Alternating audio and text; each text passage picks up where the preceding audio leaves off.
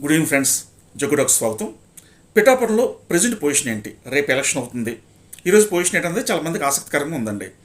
అయితే అక్కడ పొజిషన్ మనకు గ్రౌండ్ రియాలిటీ ఏంటంటే మనకు చాలా సోర్స్గా తెలిసిన విషయం ఏంటంటే వైసీపీ నేతలు చాలామంది పారిపోతున్నారండి. ఎందుకంటే ఎవరు కూడా ఊర్లో ఉండట్లేదు. ఎందుకు ఉండట్లేదంటే వాళ్ళందరికీ డబ్బులు పంపిణీ చేయమని వైసీపీ అధిష్టానం కొంత అమౌంట్ ఇవ్వడం జరిగింది.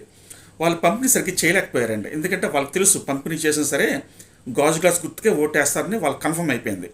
ఈ క్రమంలో దొరికిందే తడువుగా చాలామంది డబ్బులు మింగేసే కార్యక్రమం పెట్టుకున్నారండి.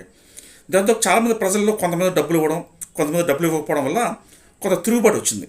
ఈ తిరుగుబాటును తట్టుకోలేక చాలామంది పిఠాపురం కాన్స్టిట్యూషన్ వదిలి పారిపోతున్నారట. ఇది గ్రౌండ్ రియాలిటీ. అయితే చూద్దాం మరి రేపు ఏమవుతుంది అనేది, ప్రజలు ఏ విధంగా రెస్పాండ్ అవుతారు, ఒక నిజమైన ప్రజానాయకుడైన పవన్ కళ్యాణ్ గారిని ఎలా గెలిపించుకుంటారు, ఎలా కాపాడుకుంటారు, ఈ వైసీపీ దుష్ట చతుష్టయం నుంచి ఎలా సేవ్ చేసుకుంటారో చూద్దామండి.